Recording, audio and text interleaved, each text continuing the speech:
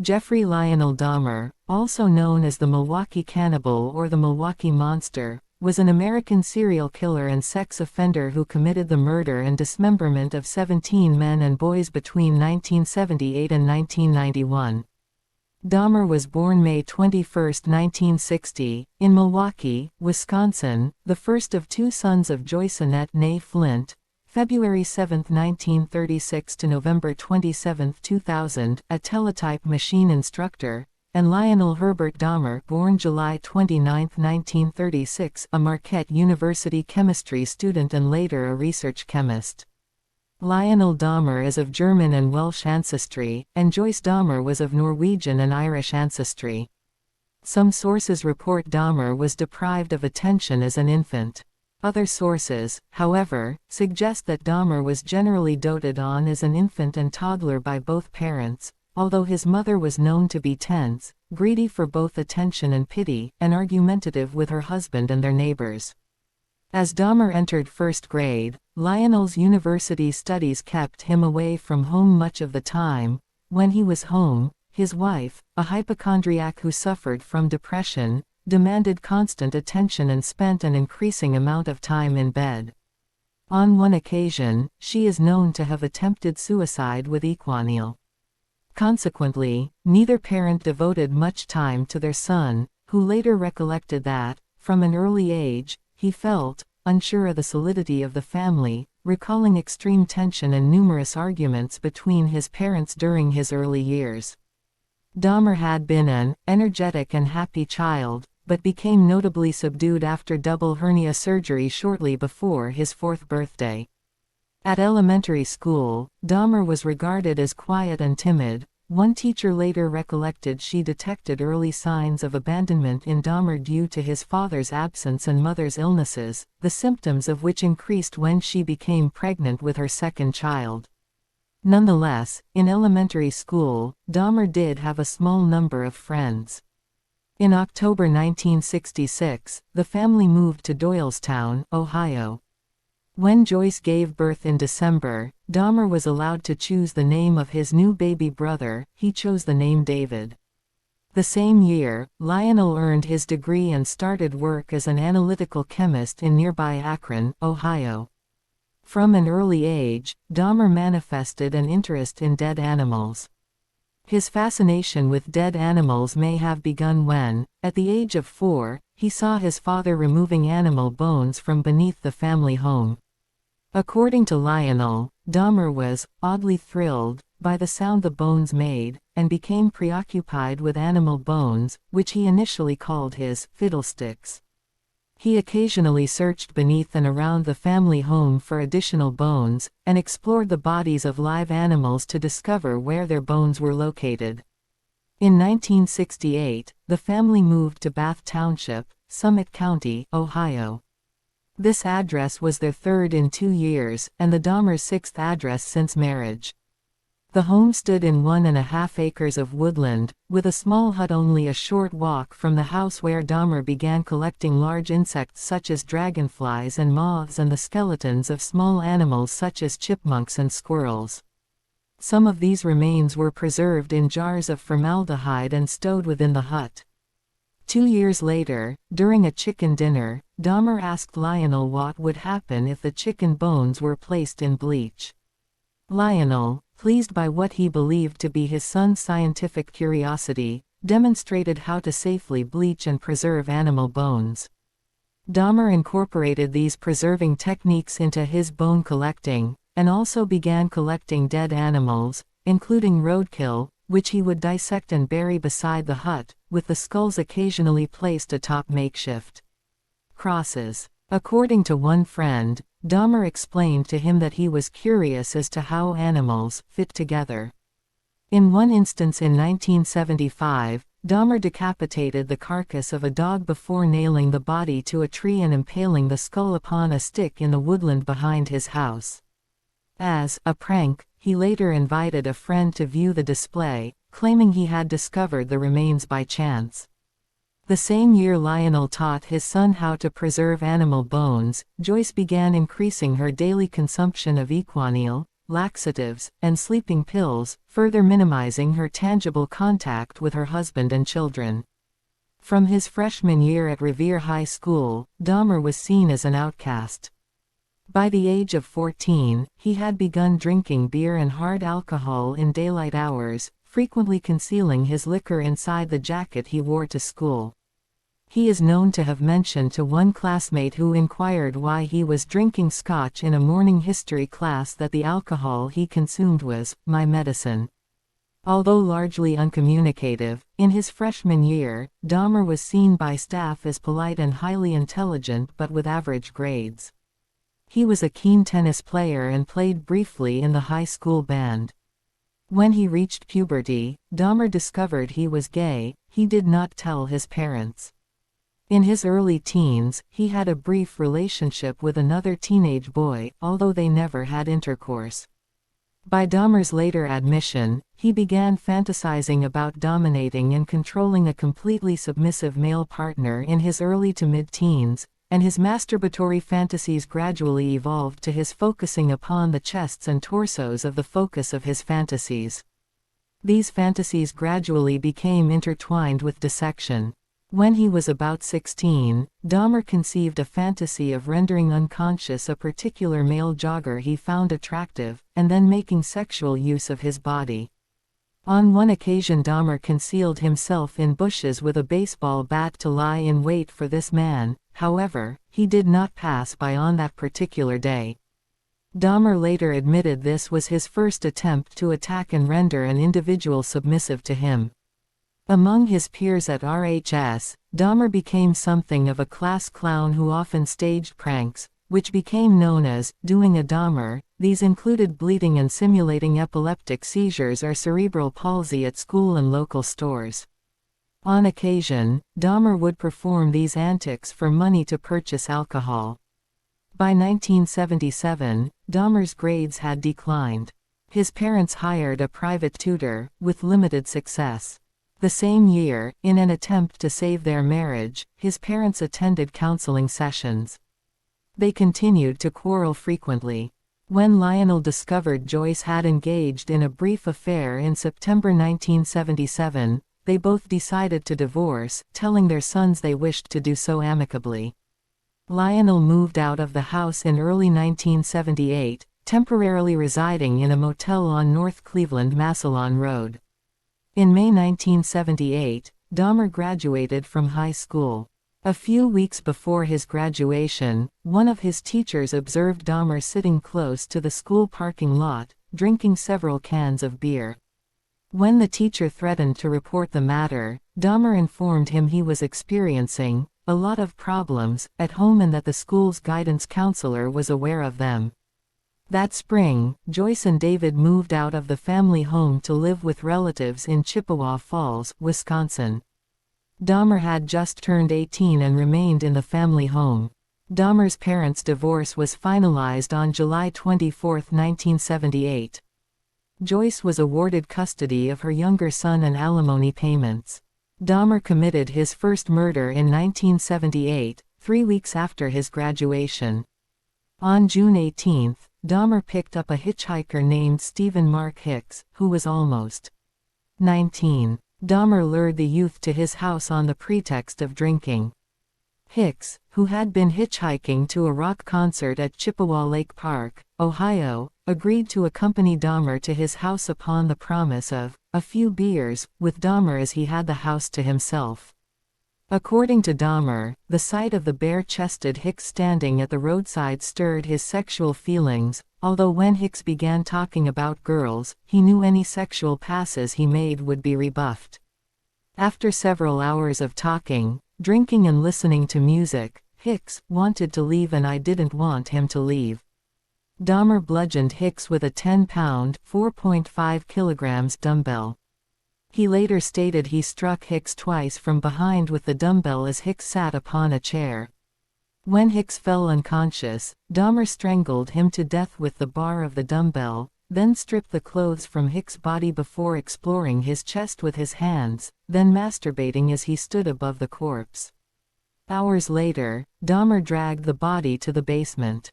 The following day, Dahmer dissected Hicks' body in his basement. He later buried the remains in a shallow grave in his backyard. Several weeks later, he unearthed the remains and pared the flesh from the bones.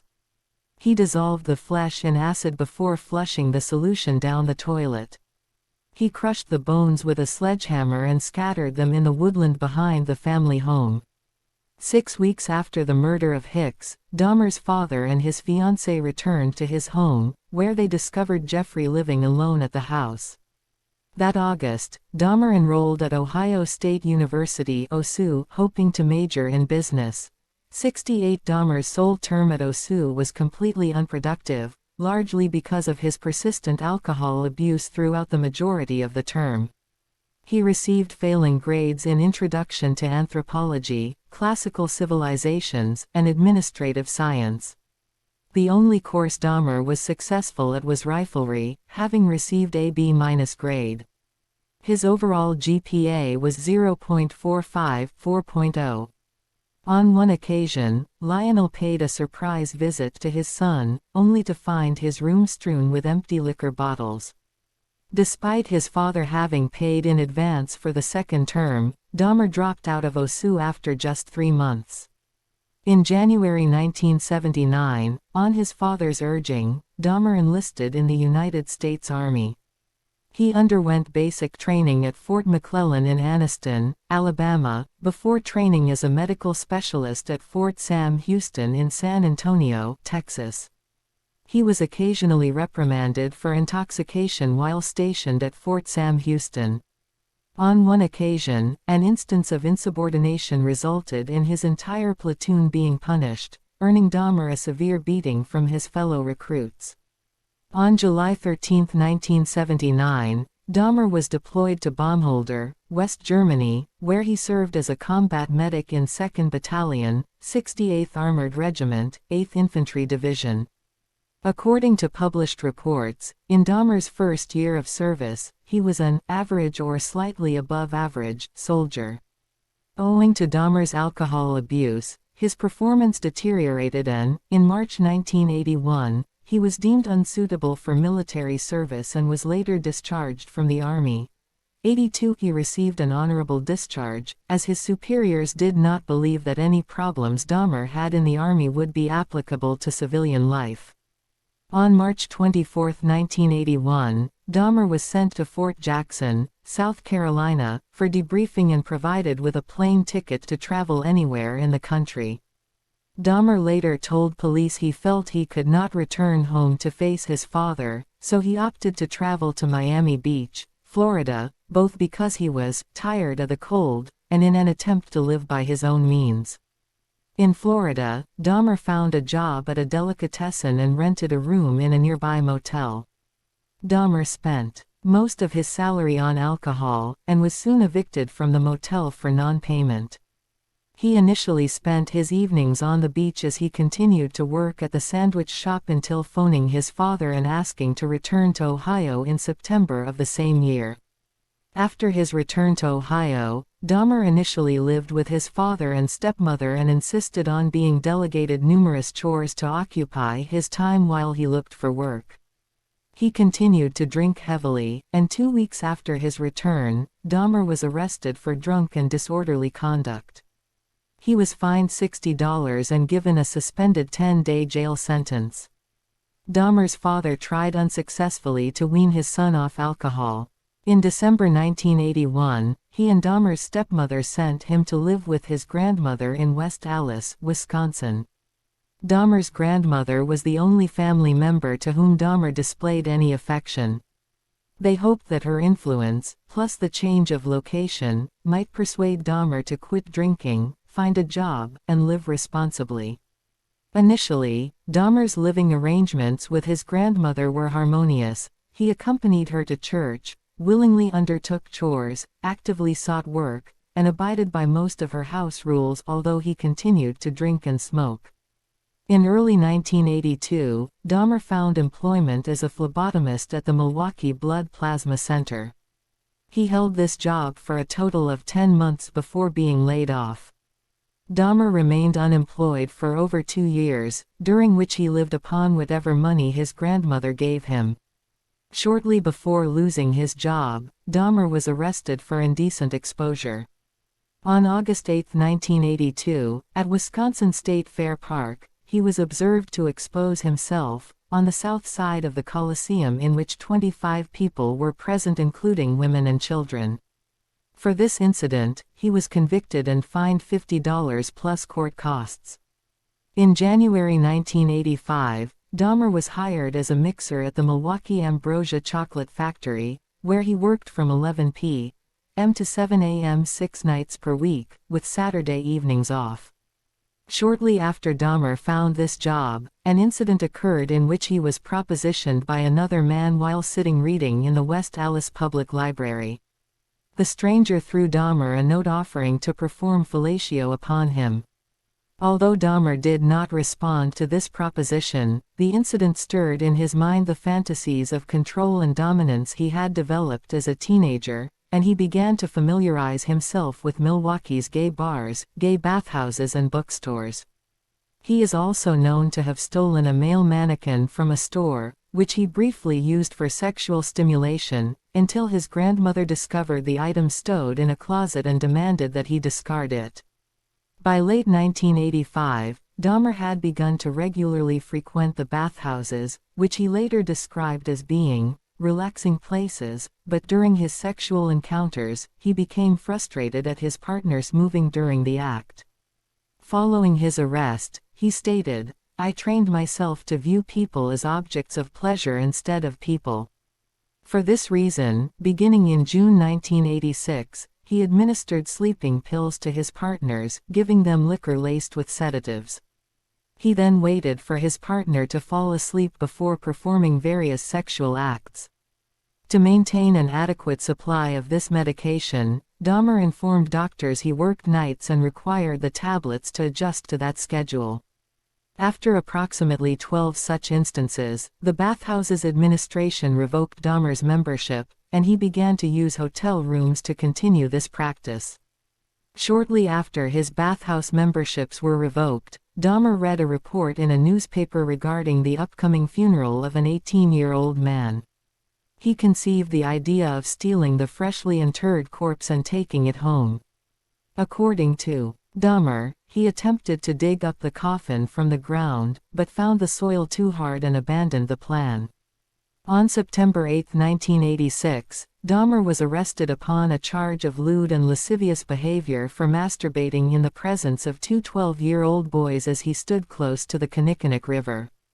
He initially claimed he had merely been urinating, unaware that there were witnesses, but soon admitted the offense. The charge was changed to disorderly conduct and, on March 10, 1987, Dahmer was sentenced to 1 year of probation, with additional instructions to undergo counseling. On November 20, 1987, Dahmer, at the time residing with his grandmother in West Allis, encountered a 25-year-old man from Ontonagon, Michigan, Stephen Twomey, at a bar and persuaded him to return to the Ambassador Hotel in Milwaukee, where Dahmer had rented a room for the evening. According to Dahmer, he had no intention of murdering Twomey, but rather intended to simply drug him and lie beside him as he explored his body. The following morning, however, Dahmer awoke to find Twomey lying beneath him on the bed, his chest, crushed in, and, black and blue, with bruises. Blood was seeping from the corner of his mouth, and Dahmer's fists and one forearm were extensively bruised. Dahmer stated he had no memory of having killed Twomey, and later informed investigators that he could not believe this had happened. To dispose of Twomey's body, Dahmer purchased a large suitcase in which he transported the body to his grandmother's residence. 1 week later, he severed the head, arms, and legs from the torso, then filleted the bones from the body before cutting the flesh into pieces small enough to handle. Dahmer then placed the flesh inside plastic garbage bags. He wrapped the bones inside a sheet and pounded them into splinters with a sledgehammer. The entire dismemberment process took Dahmer approximately 2 hours to complete. He disposed of all of Tuomi's remains, excluding the severed head, in the trash. For a total of 2 weeks following Tuomi's murder, Dahmer retained Tuomi's head wrapped in a blanket. After 2 weeks, Dahmer boiled the head in a mixture of Soilex, an alkali-based industrial detergent, and bleach in an effort to retain the skull, which he then used as stimulus for masturbation. Eventually, the skull was rendered too brittle by this bleaching process, so Dahmer pulverized and disposed of it. Following the murder of Tuomi, Dahmer began to actively seek victims, most of whom he encountered in or close to gay bars, and whom he typically lured to his grandmother's home. He would drug his victim with triazolam or temazepam before or shortly after engaging in sexual activity with them. Once he had rendered his victim unconscious with sleeping pills, he killed them by strangulation. 2 months after the Tuomi murder, Dahmer encountered a 14-year-old Native American male prostitute named James Dockstader.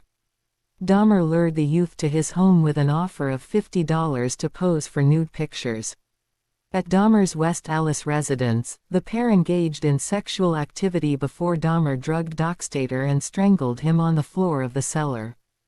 Dahmer left the body in the cellar for 1 week before dismembering it in much the same manner as he had with Tuomi.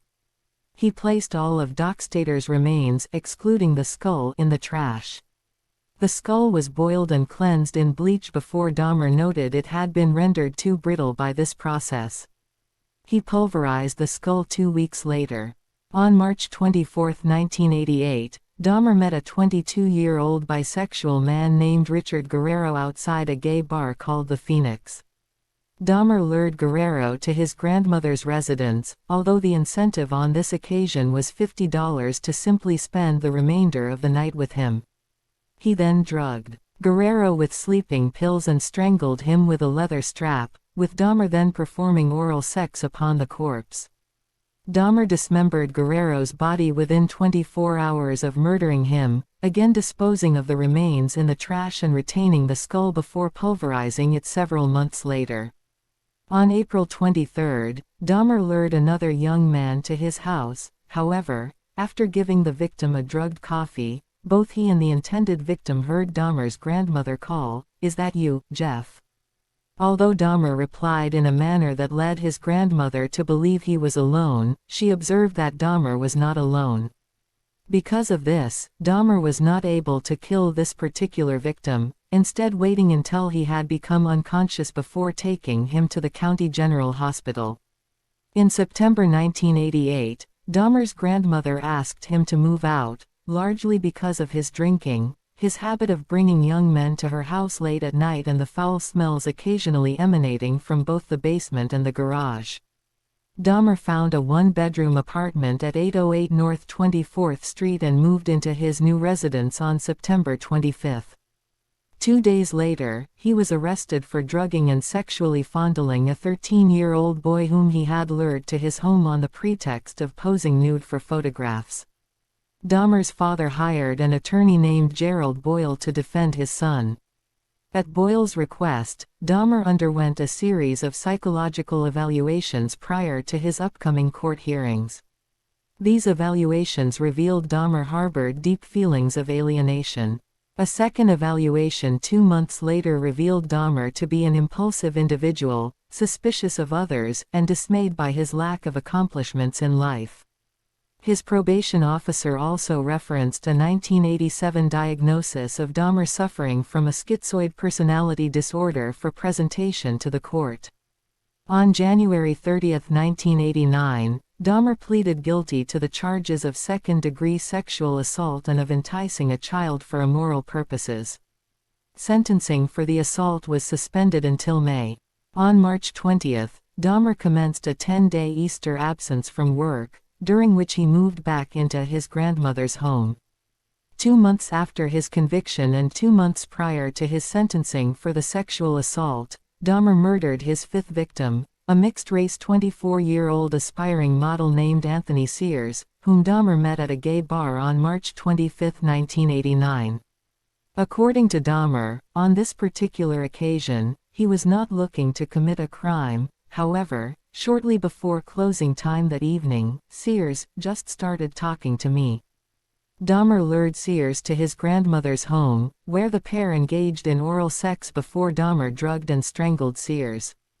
The following morning, Dahmer placed the corpse in his grandmother's bathtub, where he decapitated the body before attempting to flay the corpse. He stripped the flesh from the body and pulverized the bones, which he disposed of in the trash. According to Dahmer, he found Sears exceptionally attractive, and Sears was the first victim from whom he permanently retained any body parts. He preserved Sears' head and genitalia in acetone and stored them in a wooden box, which he later placed in his work locker. When he moved to a new address the following year, he took the remains there. On May 23, 1989, Dahmer was sentenced to 5 years probation and 1 year in the House of Correction, with work release permitted in order that he be able to keep his job. He was also required to register as a sex offender. 2 months before his scheduled release from the work camp, Dahmer was paroled from this regimen. His 5 years probation imposed in 1989 began at this point. On release, Dahmer temporarily moved back to his grandmother's home in West Allis. The Oxford Apartments. Dahmer moved into apartment 213 in May 1990, and murdered 12 of his victims at this location. On May 14, 1990, Dahmer moved out of his grandmother's house and into 924 North 25th Street, apartment 213, taking Sears' mummified head and genitals with him. Although located in a high-crime area, the apartment was close to his workplace, was furnished, and at $300 per month inclusive of all bills excluding electricity, was economical. Within 1 week of his moving into his new apartment, Dahmer had killed his 6th victim, Raymond Smith. Smith was a 32-year-old male prostitute whom Dahmer lured to apartment 213 with the promise of $50 for sex. Inside the apartment, he gave Smith a drink laced with 7 sleeping pills, then manually strangled him. The following day, Dahmer purchased a Polaroid camera with which he took several pictures of Smith's body in suggestive positions before dismembering him in the bathroom. He boiled the legs, arms, and pelvis in a steel kettle with Soilex, which allowed him to rinse the bones in his sink. Dahmer dissolved the remainder of Smith's skeleton, excluding the skull, in a container filled with acid. He later spray-painted Smith's skull, which he placed alongside the skull of Sears upon a black towel inside a metal filing cabinet. Approximately 1 week after the murder of Smith, on or about May 27, Dahmer lured another young man to his apartment. On this occasion Dahmer accidentally consumed the drink laden with sedatives intended for consumption by his guest. When he awoke the following day, he discovered his intended victim had stolen several items of his clothing, $300, and a watch. Dahmer never reported this incident to the police, although on May 29, he divulged to his probation officer that he had been robbed. In June 1990, Dahmer lured a 27-year-old acquaintance named Edward Smith to his apartment. He drugged and strangled Smith. On this occasion, rather than immediately acidifying the skeleton or repeating previous processes of bleaching, which had rendered previous victims' skulls brittle, Dahmer placed Smith's skeleton in his freezer for several months in the hope it would not retain moisture. Freezing the skeleton did not remove moisture, and the skeleton of this victim was acidified several months later. Dahmer accidentally destroyed the skull when he placed it in the oven to dry, a process that caused the skull to explode. Dahmer later informed police he had felt rotten about Smith's murder as he had been unable to retain any parts of his body. It was my way of remembering their appearance, their physical beauty. I also wanted to keep. If I couldn't keep them there with me whole, I at least could keep their skeletons. Jeffrey Dahmer, recollecting his motivations for both photographing his victims and retaining sections of their skeletal structure. February 1993. Less than 3 months after the murder of Smith, Dahmer encountered a 22-year-old Chicago native named Ernest Miller outside a bookstore on the corner of North 27th Street. Miller agreed to accompany Dahmer to his apartment for $50 and further agreed to allow him to listen to his heart and stomach. When Dahmer attempted to perform oral sex upon Miller, he was informed, "That'll cost you extra," whereupon Dahmer gave Miller a drink laced with 2 sleeping pills. On this occasion, Dahmer had only 2 sleeping pills to give his victim. Therefore, he killed Miller by slashing his carotid artery with the same knife he used to dissect his victims' bodies. Miller bled to death within minutes.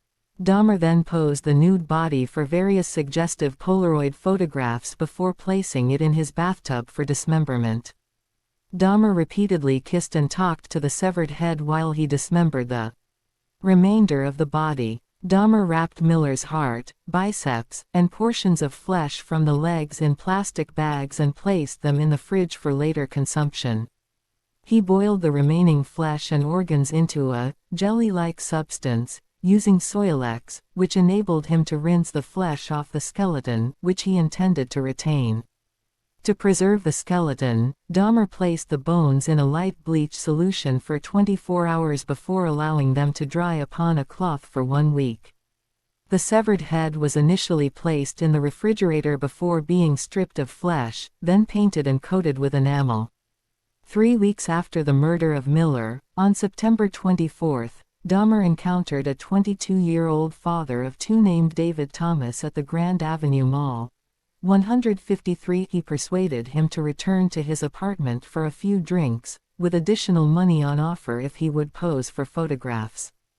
In his statement to police after his arrest, Dahmer stated that, after giving Thomas a drink laden with sedatives, he did not feel attracted to him, but was afraid to allow him to awake in case he would be angry over having been drugged.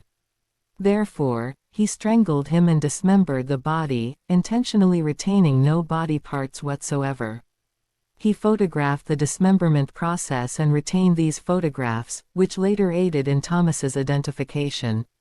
Following the murder of Thomas, Dahmer did not kill anyone for almost 5 months, although on a minimum of 5 occasions between October 1990 and February 1991, he unsuccessfully attempted to lure men to his apartment.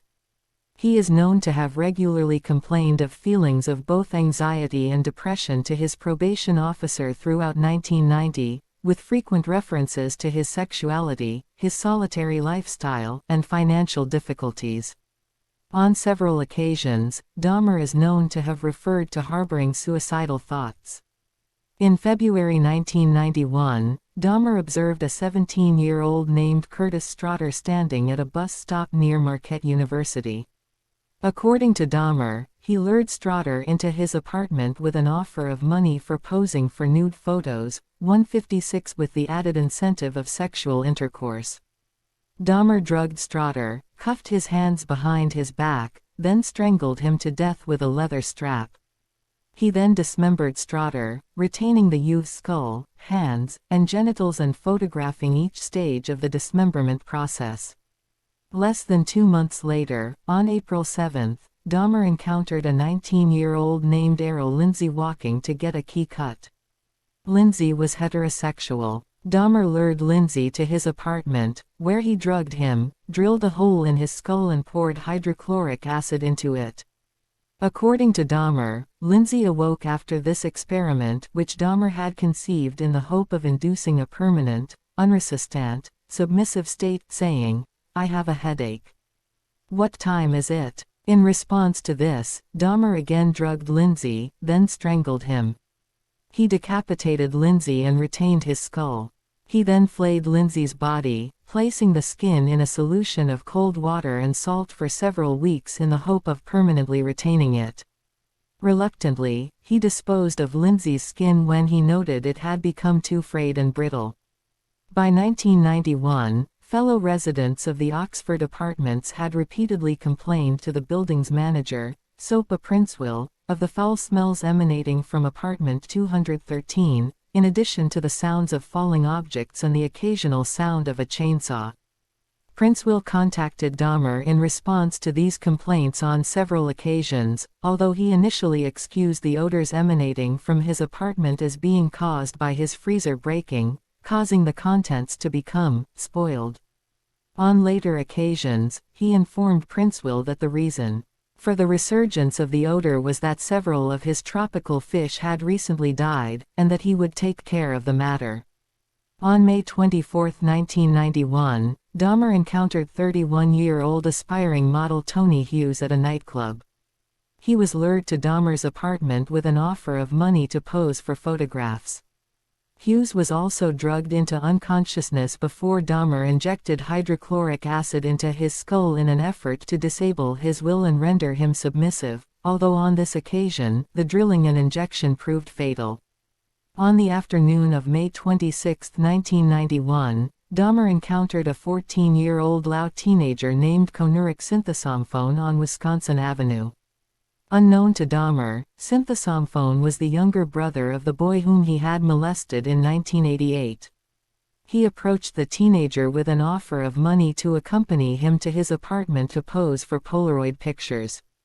According to Dahmer, Synthesomphone was initially reluctant to the proposal, before changing his mind and accompanying him to his apartment, where he posed for 2 pictures in his underwear before Dahmer drugged him into unconsciousness and performed oral sex on him.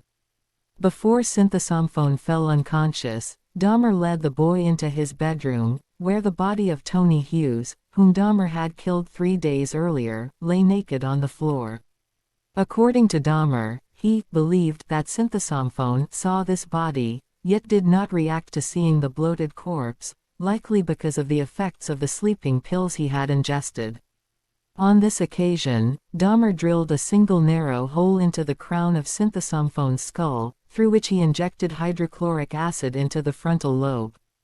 Dahmer then drank several beers while lying alongside Synthesomphone before briefly falling asleep, then leaving his apartment to drink at a bar and purchase more alcohol. In the early morning hours of May 27, Dahmer returned toward his apartment to discover Synthesomphone sitting naked on the corner of 25th and State, talking in Lao, with 3 distressed young women standing near him. Dahmer approached the women and told them that Synthesomphone, whom he referred to by the alias John Mong, was his friend, and attempted to lead him to his apartment by the arm. The 3 women dissuaded Dahmer, explaining they had phoned 911. Upon the arrival of 2 Milwaukee police officers, John Balcerzik and Joseph Gabrish, Dahmer's demeanor relaxed. He told the officers that Synthesomphone was his 19-year-old boyfriend, that he had drunk too much following a quarrel, and that he frequently behaved in this manner when intoxicated. Dahmer added his lover had consumed Jack Daniel's whiskey that evening.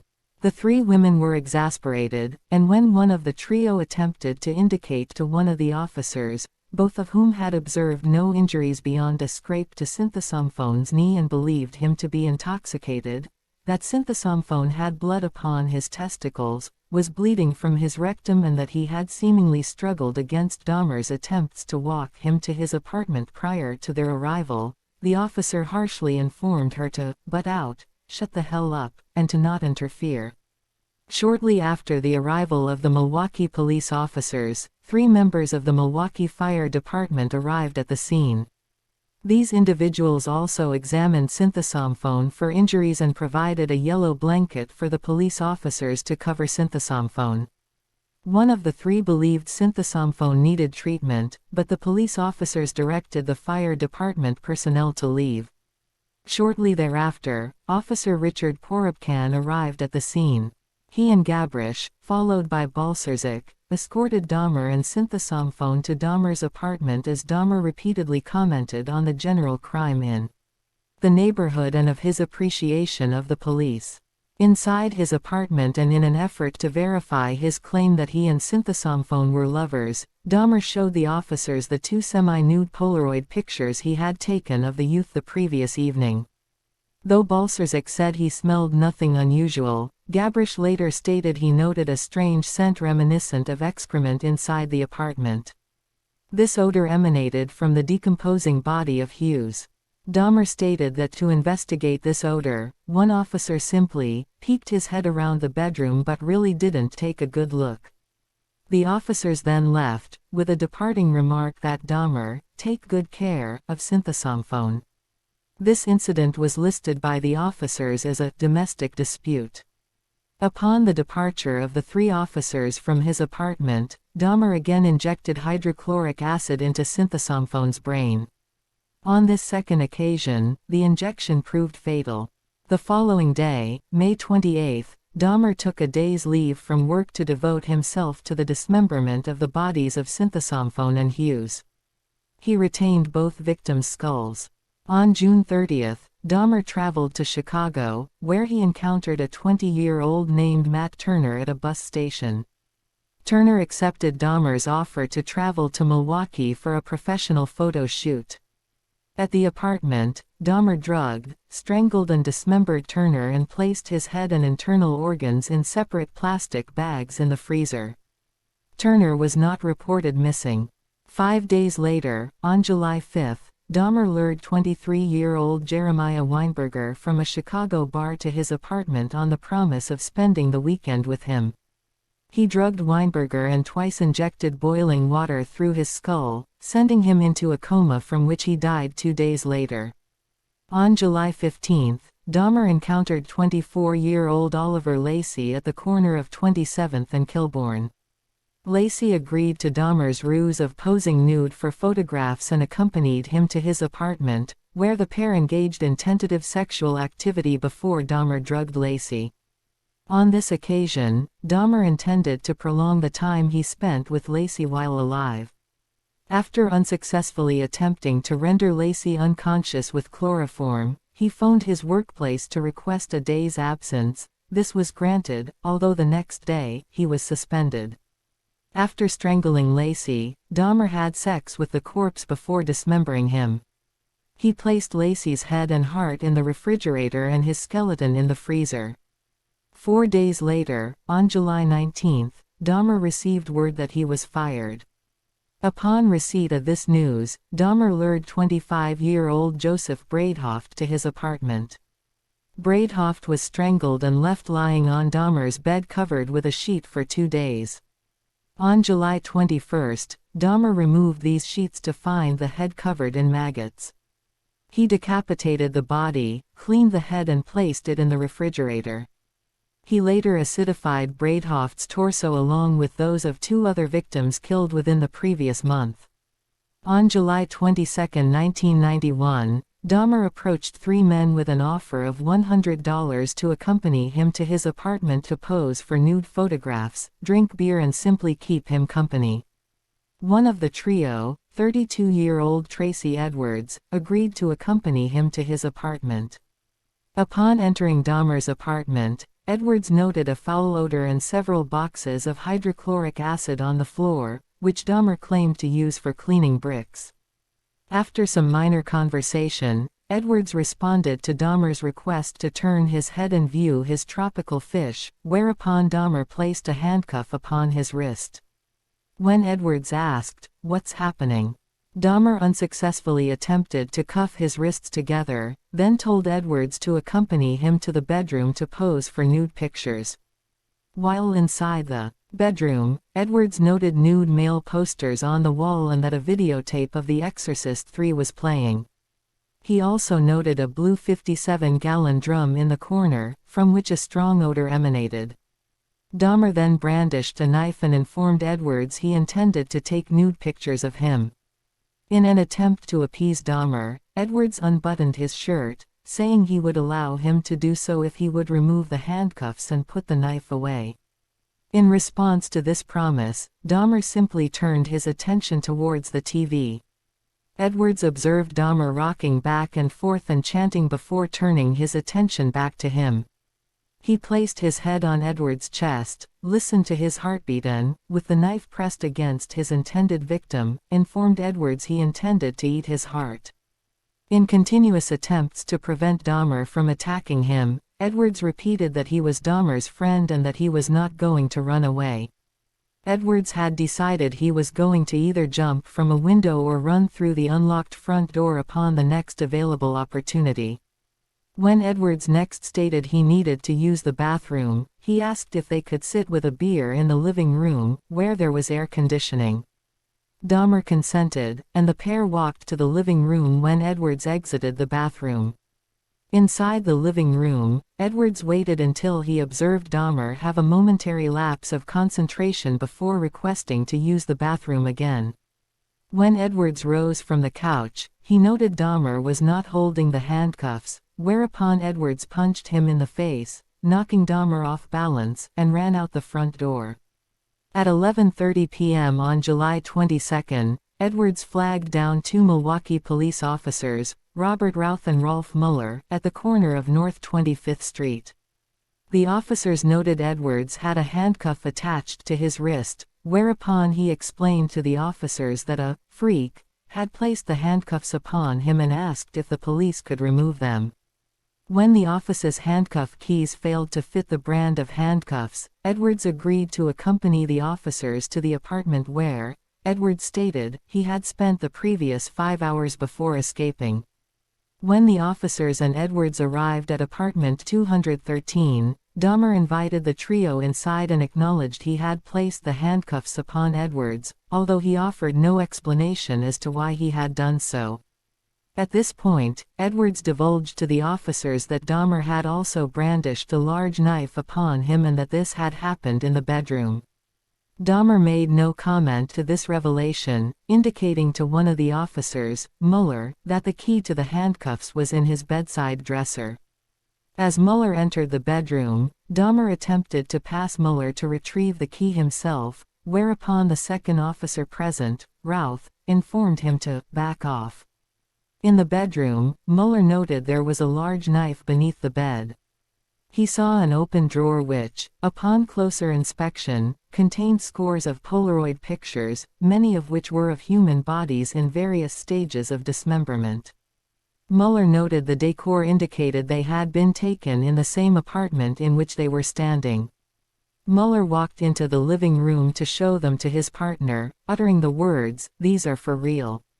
When Dahmer saw that Mueller was holding several of his Polaroids, he fought with the officers in an effort to resist arrest.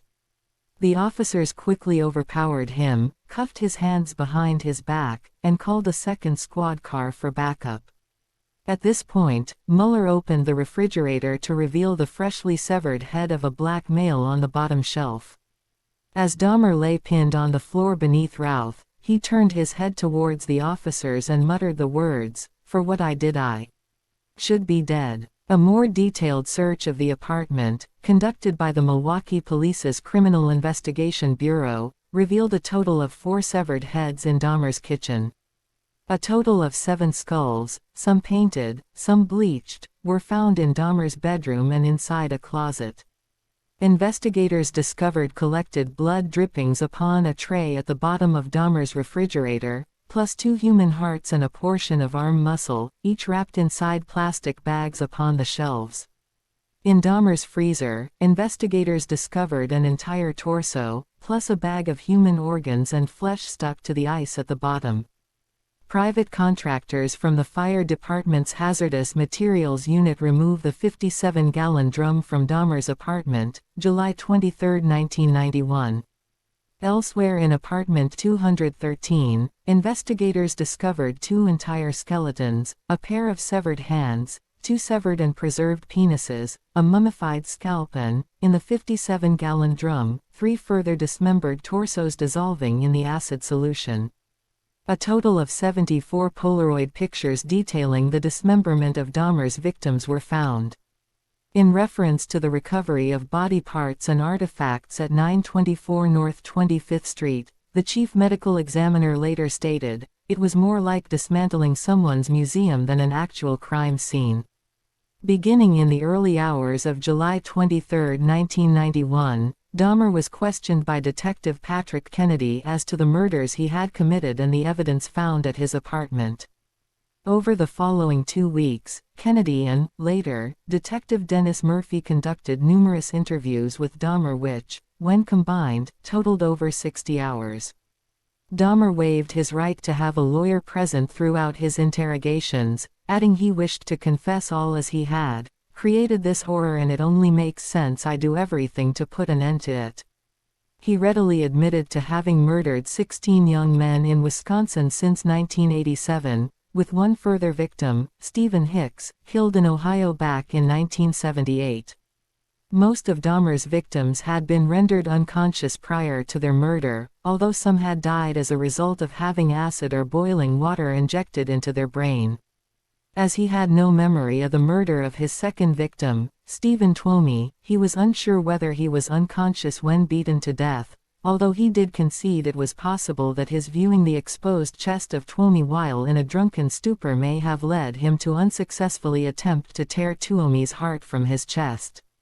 Almost all the murders Dahmer committed after moving into the Oxford apartments had involved a ritual of posing the victims' bodies in suggestive positions, typically with the chest thrust outwards, prior to dismemberment. Dahmer readily admitted to engaging in necrophilia with several of his victims' bodies, including performing sexual acts with their viscera as he dismembered their bodies in his bathtub. Having noted that much of the blood pooled inside his victim's chest after death, Dahmer first removed their internal organs, then suspended the torso so the blood drained into his bathtub, before dicing any organs he did not wish to retain and paring the flesh from the body. The bones he wished to dispose of were pulverized or acidified, with Soilex and bleach solutions used to aid in the preservation of the skeletons and skulls he wished to keep. Dahmer confessed to having consumed the hearts, livers, biceps, and portions of thighs of several victims he had killed within the previous year, often tenderizing the flesh and organs prior to consuming them in meals flavored with various condiments. Describing the increase in his rate of killing in the 2 months prior to his arrest, Dahmer stated he had been completely swept along with his compulsion to kill, adding, "It was an incessant and never-ending desire to be with someone at whatever cost. Someone good-looking, really nice-looking. It just filled my thoughts all day long." When asked as to why he had preserved a total of 7 skulls and the entire skeletons of 2 victims, Dahmer stated he had been in the process of constructing a private altar of victims' skulls which he had intended to display on the black table located in his living room and upon which he had photographed the bodies of many of his victims. This display of skulls was to be adorned at each side with the complete skeletons of Miller and Lacey. The 4 severed heads found in his kitchen were to have all flesh removed and used in this altar, as was the skull of at least one future victim. Incense sticks were to be placed at each end of the black table, above which Dahmer intended to place a large blue lamp with extending blue globe lights. The entire construction was to be placed before a window covered with a black, opaque shower curtain, in front of which Dahmer intended to sit in a black leather chair. When asked in a November 18, 1991, interview whom the altar was dedicated to, Dahmer replied, "Myself. It was a place where I could feel at home." He further described his intended altar as a place for meditation, from where he believed he could draw a sense of power, adding, "If his arrest, had happened 6 months later, that's what they would have found." On July 25, 1991, Dahmer was charged with 4 counts of first-degree murder. By August 22, he had been charged with a further 11 murders committed in Wisconsin. On September 14, investigators in Ohio, having uncovered hundreds of bone fragments in woodland behind the address in which Dahmer had confessed to killing his first victim, formally identified 2 molars and a vertebra with X-ray records of Hicks. 3 days later, Dahmer was charged by authorities in Ohio with Hicks's murder. Dahmer was not charged with the attempted murder of Edwards, nor with the murder of Twomey. He was not charged with Twomey's murder because the Milwaukee County District Attorney only brought charges where murder could be proven beyond a reasonable doubt, and Dahmer had no memory of actually committing this particular murder, for which no physical evidence of the crime existed. At a scheduled preliminary hearing on January 13, 1992, Dahmer pleaded guilty but insane to 15 counts of murder. Dahmer's trial began on January 30, 1992. He was tried in Milwaukee for the 15 counts of first-degree murder before Judge Lawrence Graham. By pleading guilty on January 13 to the charges brought against him, Dahmer had waived his rights to a trial to establish guilt, as defined in Wisconsin law. Attorneys at Dahmer's trial debated whether he suffered from either a mental or a personality disorder. The prosecution claimed that any disorders did not deprive Dahmer of the ability to appreciate the criminality of his conduct or to deprive him of the ability to resist his impulses. The defense argued that Dahmer suffered from a mental disease and was driven by obsessions and impulses he was unable to control. Defense experts argued that Dahmer was insane due to his necrophilic drive, his compulsion to have sexual encounters with corpses. Defense expert Dr. Fred Berlin testified that Dahmer was unable to conform his conduct at the time that he committed the crimes due to his paraphilia or, more specifically, necrophilia. Dr. Judith Becker, a professor of psychiatry and psychology, was the second expert witness for the defense. Becker diagnosed Dahmer as a necrophiliac, although she added Dahmer had informed her he preferred comatose sexual partners to deceased ones, 75% of the time. The final defense expert to testify, forensic psychiatrist Dr. Carl Wallstrom, diagnosed Dahmer with necrophilia, borderline personality disorder, schizotypal personality disorder, alcohol dependence, and a psychotic disorder. On February 8, Dr. Fred Fosdal testified on behalf of the prosecution. Fosdal testified to his belief that Dahmer was without mental disease or defect at the time he committed the murders. He described Dahmer as a calculating and cunning individual, able to differentiate between right and wrong, with the ability to control his actions, and whose lust overpowered his morals. Although Fosdal did state his belief that Dahmer was a paraphiliac, his conclusion was that Dahmer was not a sadist. The second and final witness to appear for the prosecution, forensic psychiatrist Park Dietz, began his testimony on February 12. Dietz testified that he did not believe Dahmer had any form of mental disease or defect at the time that he committed the crimes, stating that Dahmer went to great lengths to be alone with his victim and to have no witnesses. He explained that there was ample evidence that Dahmer prepared in advance for each murder, therefore, his crimes were not impulsive. Although Dietz did concede any acquisition of a paraphilia was not a matter of personal choice, he stated his belief that Dahmer's habit of becoming intoxicated prior to committing each of the murders was significant. If he had an impulse to kill or a compulsion to kill, Dietz testified, he wouldn't have to drink alcohol to overcome it. He only has to drink alcohol to overcome it because he is inhibited against killing. Dietz noted that Dahmer strongly identified with the villains of The Exorcist III and Return of the Jedi, particularly the level of power held by these characters. Expounding on the significance of these movies on Dahmer's psyche and many of the murders committed at the Oxford apartments, Dietz explained that Dahmer occasionally viewed scenes from these films before searching for a victim. Dietz diagnosed Dahmer with substance use disorder, paraphilia, and schizotypal personality disorder.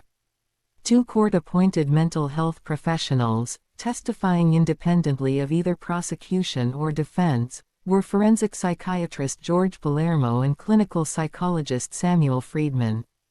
Palermo stated that the murders were the result of a pent-up aggression within himself. Dahmer. He killed those men because he wanted to kill the source of his homosexual attraction to them. In killing them, he killed what he hated in himself. Palermo concluded that Dahmer had a severe mixed personality disorder, with antisocial, obsessive-compulsive, sadistic, fetishistic, borderline and necrophilic features, but otherwise legally sane. Friedman testified that it was a longing for companionship that caused Dahmer to kill and testified that Dahmer was not psychotic. He described Dahmer as amiable, pleasant to be with, courteous, with a sense of humor, conventionally handsome, and charming in manner. He was, and still is, a bright young man. He diagnosed Dahmer with a personality disorder not otherwise specified featuring borderline, obsessive-compulsive, and sadistic traits. The trial lasted 2 weeks. On February 14, both attorneys delivered their closing arguments to the jury. Each attorney was allowed to speak for 2 hours. Defense attorney Gerald Boyle argued first. Repeatedly referring to the testimony of the mental health professionals, almost all of whom had agreed Dahmer was afflicted with a mental disease, Boyle argued that Dahmer's compulsive killings had been a result of a sickness he discovered, not chose. Boyle portrayed Dahmer as a desperately lonely and profoundly sick individual, so out of control he could not conform his conduct anymore. Following the defense counsel's 75-minute closing argument, Michael McCann delivered his closing argument for the prosecution, describing Dahmer as a sane man, in full control of his actions, who simply strove to avoid detection. McCann described Dahmer as a calculating individual who killed to control his victims and retain their bodies, merely to afford himself a prolonged period of sexual pleasure. McCann argued that by pleading guilty but insane to the charges, Dahmer was seeking to escape responsibility for his crimes. On February 15, the court reconvened to hear the verdict. Dahmer was ruled to be sane and not suffering from a mental disorder at the time of each of the 15 murders for which he was tried, although in each count, 2 of the 12 jurors signified their dissent. Formal sentencing was postponed until February 17. On this date, Dahmer's attorney announced his client wished to address the court. Dahmer then approached a lectern and read from a statement prepared by himself and his defense as he faced the judge. In this statement, Dahmer emphasized that he had never desired freedom following his arrest, and that he, frankly, wished for his own death. He further stressed that none of his murders had been motivated by hatred, that he understood that nothing he either said or did could undo the terrible harm he had caused to the families of his victims and the city of Milwaukee, and that he and his doctors believed his criminal behavior had been motivated by mental disorders. Dahmer added that this medical knowledge had given him some peace, and that although he understood that society would never forgive him, he hoped God would. Dahmer closed his statement with, "I know my time in prison will be terrible, but I deserve whatever I get because of what I have done. Thank you, Your Honor, and I am prepared for your sentence, which I know will be the maximum. I ask for no consideration." He then returned to his seat to await formal sentencing. Dahmer was then sentenced to life imprisonment plus 10 years upon the first 2 counts. The remaining 13 counts carried a mandatory sentence of life imprisonment plus 70 years.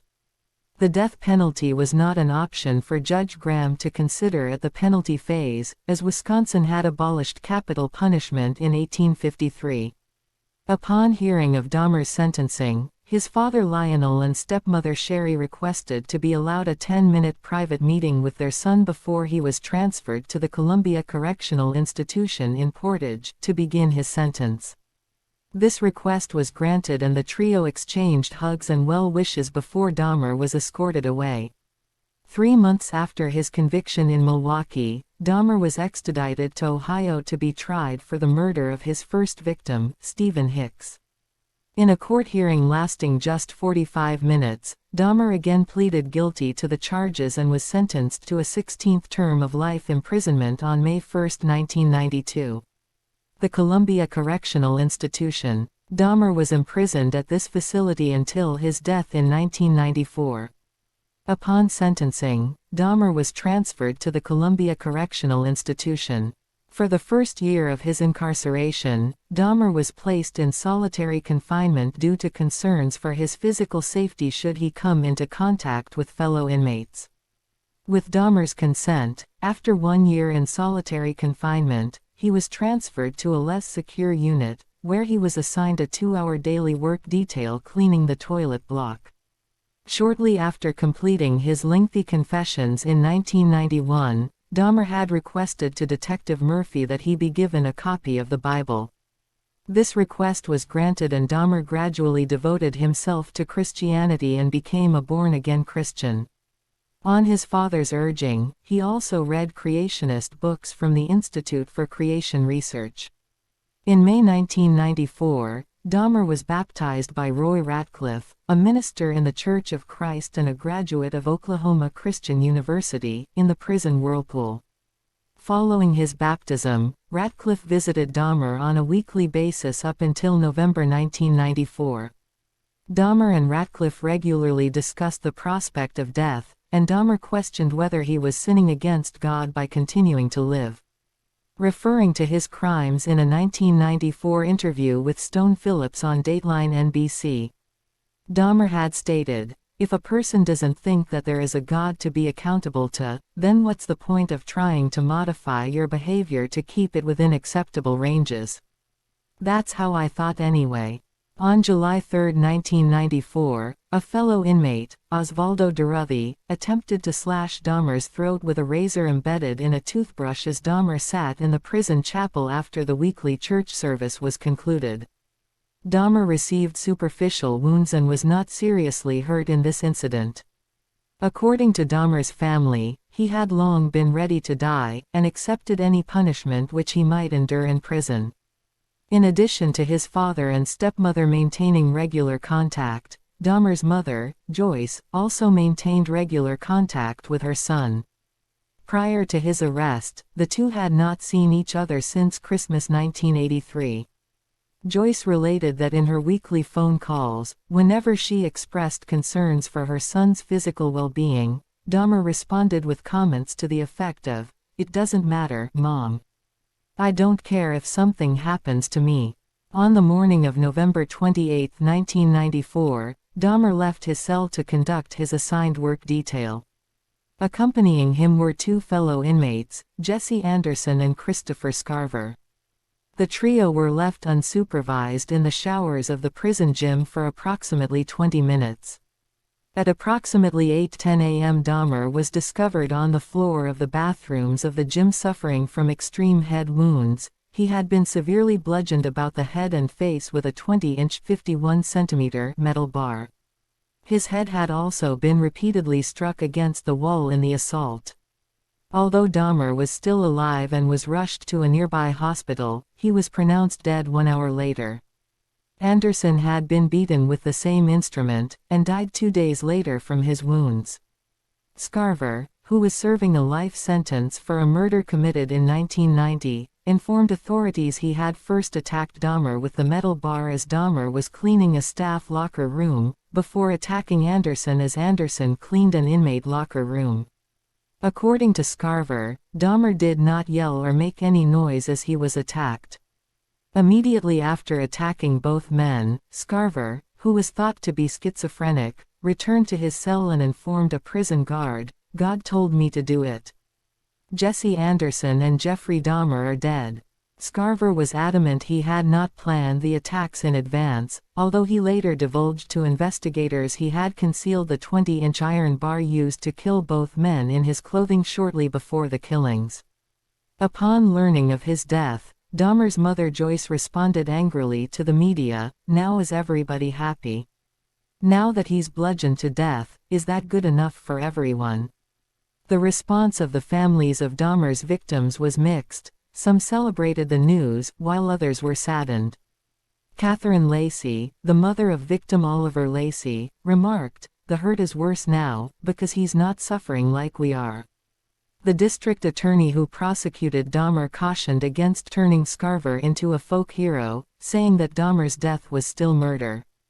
On May 15, 1995, Scarver was sentenced to 2 additional terms of life imprisonment for the murders of Dahmer and Anderson.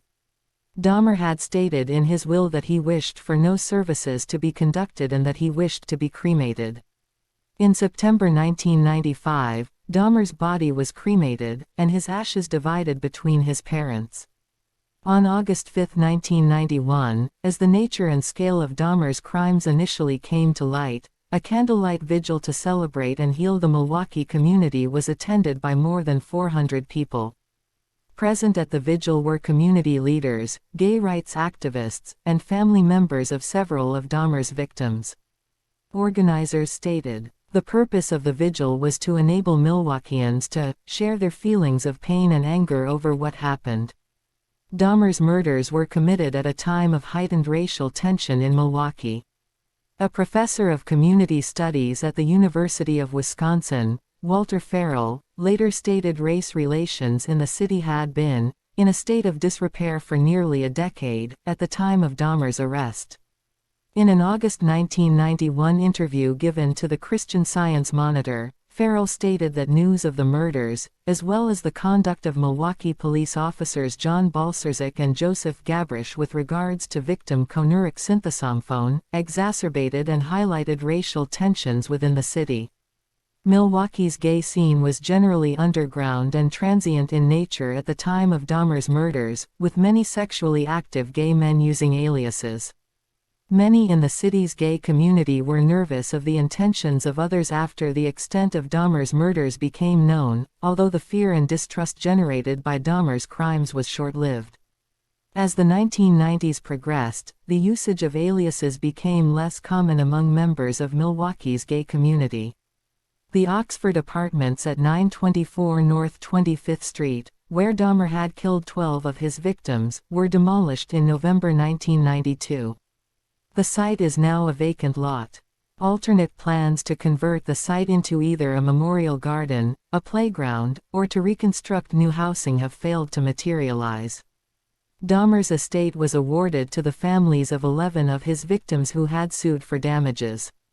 In 1996, Thomas Jacobson, a lawyer representing 8 of the families, announced a planned auction of Dahmer's estate.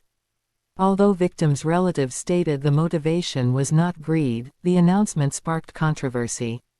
A civic group, Milwaukee Civic Pride, was quickly established in an effort to raise the funds to purchase and destroy Dahmer's possessions.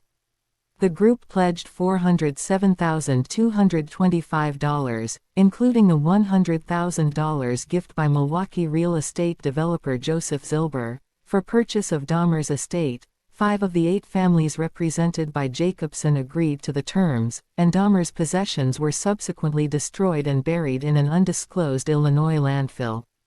Lionel Dahmer is retired and now lives with his second wife, Sherry. Both have refused to change their surname and have professed their love of Dahmer in spite of his crimes.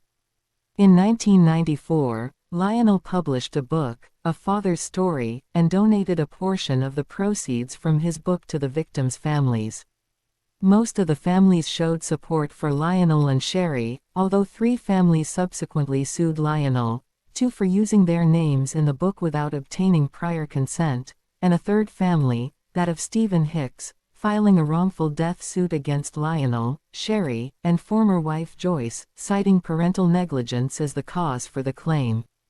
Joyce Flint died of cancer in November 2000. Prior to her death, she had attempted suicide on at least one occasion. Dahmer's younger brother, David, changed his surname and lives in anonymity. Jeffrey Dahmer killed 17 young men between 1978 and 1991. 12 were killed in his North 25th Street apartment. 3 victims were murdered and dismembered at his grandmother's West Allis residence. His first and second victims were murdered at his parents' home in Ohio and at the Ambassador Hotel in Milwaukee, respectively. A total of 14 of Dahmer's victims were from various ethnic minority backgrounds, with 9 victims being black. Dahmer was adamant that the race of his victims was incidental to him and that it was the body form of a potential victim that attracted his attention. These contentions have been supported via an independent forensic specialist study of Dahmer's victim selection, the anthropological analysis of which revealed his victims shared a morphological similarity, and suggesting Dahmer was psychologically attracted to a certain anthropometric body type. Most of Dahmer's victims were killed by strangulation after being drugged with sedatives. His first victim was killed by a combination of bludgeoning and strangulation, and his second victim was battered to death, with one further victim killed in 1990, Ernest Miller, dying of a combination of shock and blood loss due to his carotid artery being cut. 4 of Dahmer's victims killed in 1991 had holes bored into their skulls through which Dahmer injected hydrochloric acid or, later, boiling water, into the frontal lobes in an attempt to induce a permanent, submissive, unresistant state. This proved fatal, although on each occasion this was not Dahmer's intention. 1978 June 18, Stephen Mark Hicks, 18. Last seen hitchhiking to a rock concert in Chippewa Lake Park in Bath, Ohio. 317 By Dahmer's admission, what caught his attention to Hicks hitchhiking was the fact that the youth was bare-chested. He was bludgeoned with a dumbbell and strangled to death with this instrument before being dismembered. Remains pulverized and scattered in woodland behind Dahmer's childhood home. 1987 November 20. Stephen Walter Twomey, 25. Killed in a rented room at the Ambassador Hotel in Milwaukee. Dahmer claimed to have no memory of murdering Twomey, yet stated he must have battered him to death in a drunken stupor. His body was dismembered in the basement of Dahmer's grandmother's house and the remains discarded in the trash. No remains were ever found. 1988 January 16. James Edward Dockstader, 14. Met Dahmer outside a gay bar in Wisconsin. Dockstader was lured to West Allis on the pretext of earning $50 for posing for nude pictures. Dahmer strangled Dockstader and kept his body in the basement for a week before dismembering him and discarding the remains in the trash. No remains were ever found. 1988 March 24. Richard Guerrero, 22. Drugged and strangled in Dahmer's bedroom at West Allis. Dahmer dismembered Guerrero's corpse in the basement, dissolved the flesh in acid and disposed of the bones in the trash. He bleached and retained the skull for several months before disposing of it. No remains were ever found. 1989 March 25. Anthony Lee Sears, 24. Sears was the last victim to be drugged and strangled at Dahmer's grandmother's residence. He was also the first victim from whom Dahmer permanently retained any body parts. His preserved skull and genitals were found in a filing cabinet at 924 North 25th Street following Dahmer's arrest in 1991. 1990 May 20. Raymond Lamont Smith, also known as Ricky Beeks, 32. The first victim to be killed at Dahmer's North 25th Street apartment. Smith was a male sex worker whom Dahmer encountered at a tavern.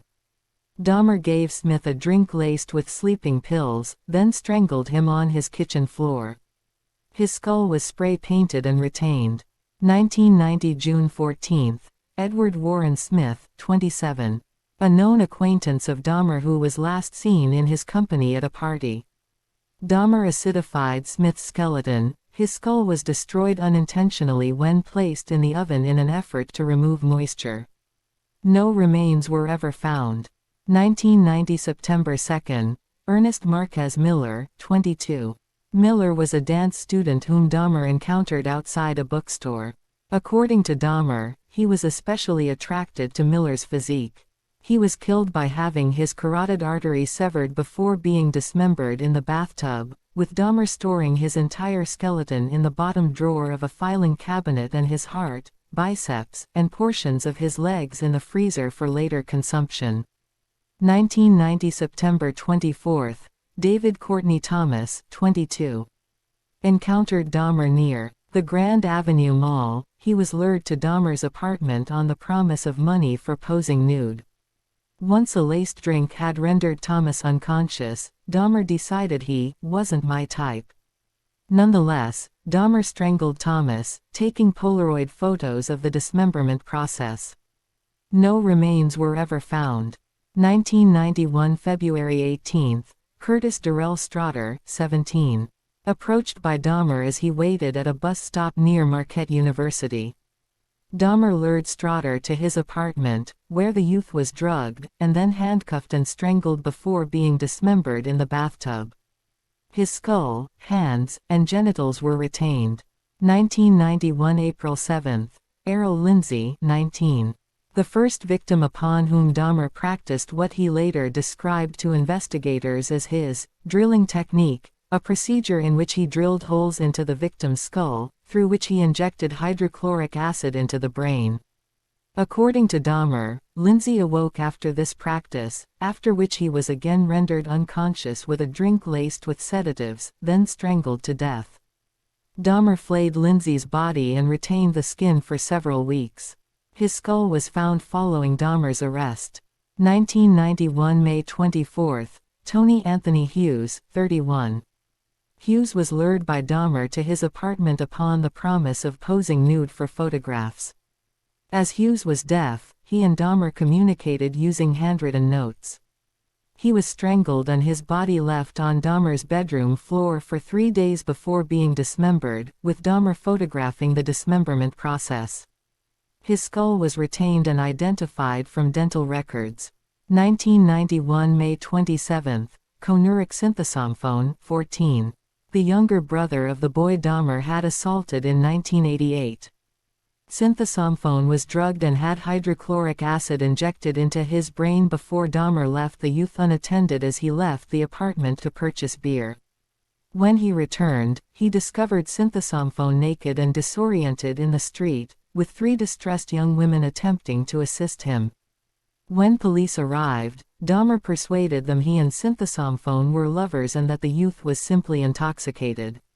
When police left Synthesomphone with Dahmer in his apartment, Dahmer again injected hydrochloric acid into Synthesomphone's brain, and this proved fatal. His head was retained in the freezer and his body dismembered. 1991 June 30. Matt Cleveland Turner, 20. On June 30, Dahmer attended the Chicago Pride Parade. At a bus stop, he encountered a 20-year-old named Matt Turner and persuaded him to accompany him to Milwaukee to pose for a photo shoot. Turner was drugged, strangled, and then dismembered in the bathtub. His head and internal organs were put in the freezer and his torso subsequently placed in the 57-gallon drum Dahmer purchased on July 12. 1991 July 5. Jeremiah Benjamin Weinberger, 23.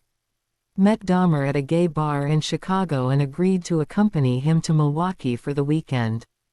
Dahmer drilled through Weinberger's skull and injected boiling water into the cavity. He later recalled Weinberger's death to be exceptional, as he was the only victim who died with his eyes open.